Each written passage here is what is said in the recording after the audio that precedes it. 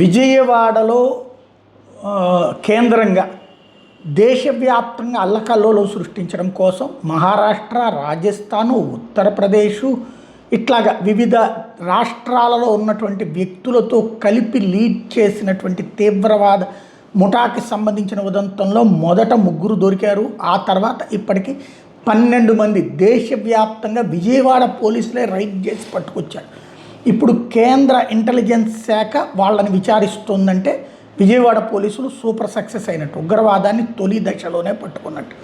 అయితే వీళ్ళెవరు గజ ఉగ్రవాదులు అంటే చూడటానికి గిగ్ వర్కర్లు, రోడ్డు పక్కన చిన్నపాటి పనులు చేసుకునేటటువంటి వాళ్ళు, చివరికి పాచి పనులు చేసుకునేటటువంటి వాళ్ళు కూడా, అంటే వాళ్ళని కూడా తీవ్రవాదం వైపుకు ఆకర్షించగలిగారు పాకిస్తాన్ హ్యాండ్లర్స్.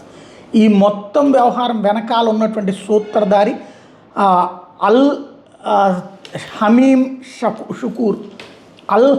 షుకూర్ అనేటటువంటి వ్యక్తి వీళ్ళందరినీ తీవ్రవాదం వైపు మళ్లించడంలో సక్సెస్ అయ్యాడు.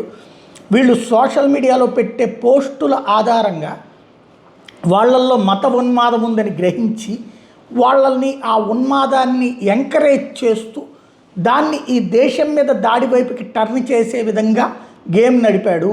అందుకే చివరికి హైదరాబాదులో పాచి పనులు చేసుకునేటటువంటి అమ్మాయి కూడా పాలస్తీనా జెండాని తన డెమోగా పెట్టుకోగలిగింది. అట్లాగే ఇన్స్టాలో అకౌంట్ తెరిచి ఉన్మాద చేష్టల్ని సమర్థించడం ప్రారంభించింది. ఇళ్ళ దగ్గరికి పార్సిల్స్ తీసుకెళ్ళేటటువంటి కుర్రోడు, విజయవాడ కుర్రోడు ఈ విధంగా చేశాడంటే ఏం జరుగుతుందో మనం అర్థం చేసుకోవచ్చు. ప్రమాదకరమైనటువంటి ఉచ్చు మన చుట్టూ ఉందనడానికి సాక్ష్యం విజయవాడలో బయటపడిన ఉదంతం.